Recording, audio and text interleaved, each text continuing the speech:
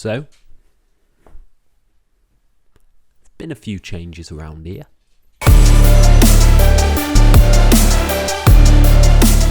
Hello and welcome to FTTR. I am Ewan McQuaid and today we are talking about AEW Revolution. But before we dive into that, please hit subscribe, please like this video, please comment your thoughts down below in the comments. And yes, if you are a returning viewer, this is the new set, the new get-up of FTTR. That's my backdrop there with my figures, my other figures, mainly just figures, because, you know, it becomes an addiction eventually. And yeah, this is what it's going to look like for the foreseeable future. If you want any more content about that, let me know down in the comments below and I will happily oblige if it's appropriate. You know what I mean?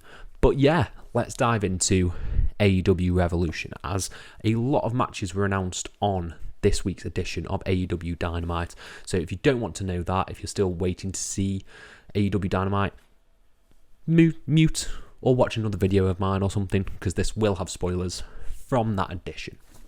So the matches we have officially got MJF versus Bryan Danielson in a 60-minute Iron Man match for the AEW World Championship. We've got Hangman Page versus Jon Moxley in a Texas death match. We have got the Acclaimed and the Gun Club and two other teams competing for the AEW tag team titles.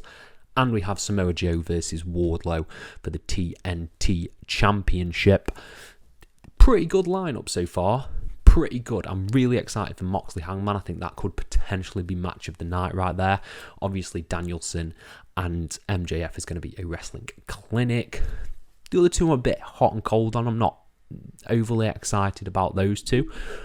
But what I want to talk about with this show is it is facing a big issue that hopefully Tony Khan fixes. So the issue with most AEW shows is they are too long.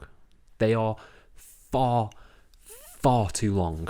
Like, the average attention span of a person cannot be the length of an AEW show, because it is near enough impossible to pay attention to everything with acute detail for as long as the show lasts. It lasts a while. It lasts a goddamn while.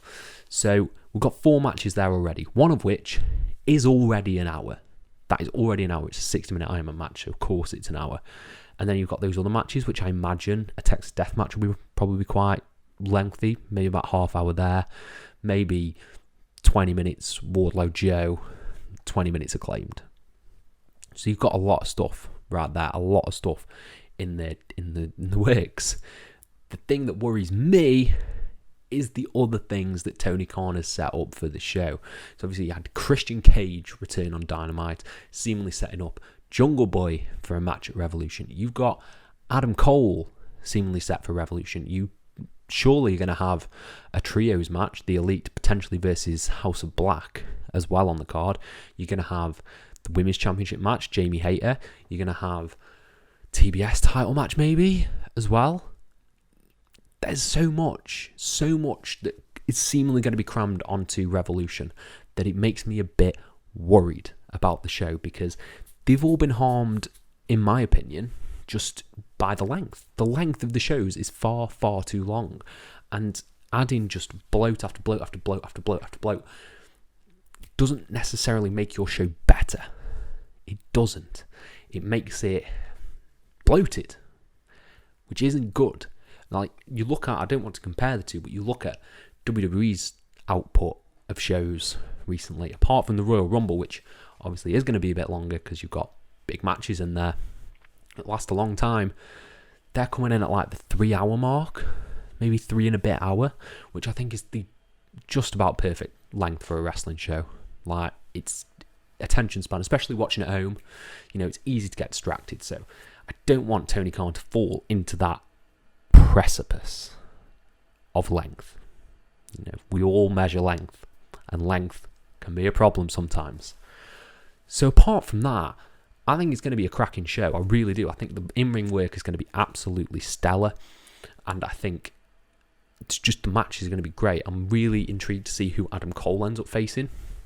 I'm thinking either maybe Jay White or maybe Kota Ibushi.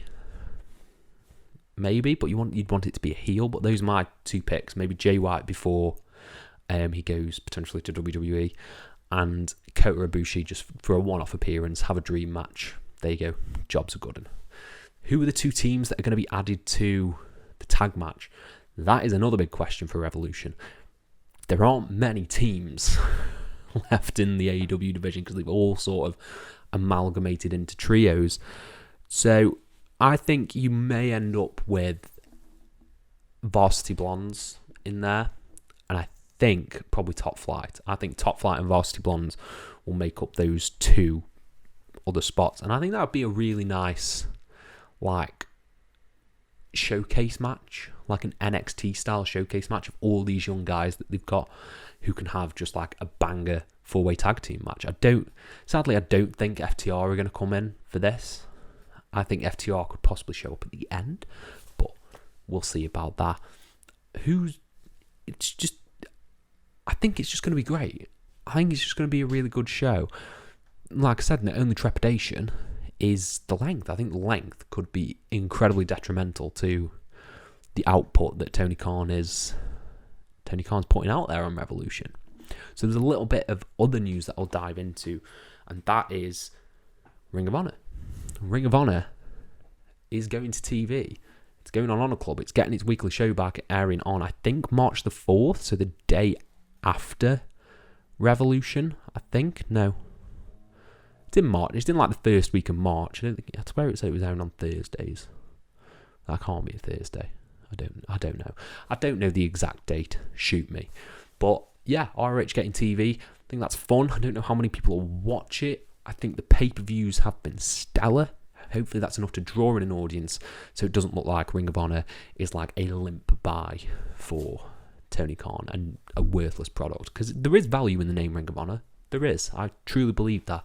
He's just got to build it up to be what it was in like the 2017, 2016 time when they were competing against Black and Gold NXT. He's got to somehow do that and not show it as inferior to AEW, which again is a challenge he will have to face as the head honcho there over at Dynamite. But other than that, I think the next few weeks of AEW programming should be really good, really compelling in the lead up to Revolution. I think we're going to get some really good matches at the show. I think it'll be cracking. Match of the year contenders coming your way. But I want to know what you guys think of Revolution. Will it be a good show? Will you enjoy it? Let me know down in the comments below your hopes, your fears, your dreams, everything down in the comments, and I'll try and reply to every single one of you. Thank you all ever so much for your support, and have a nice day.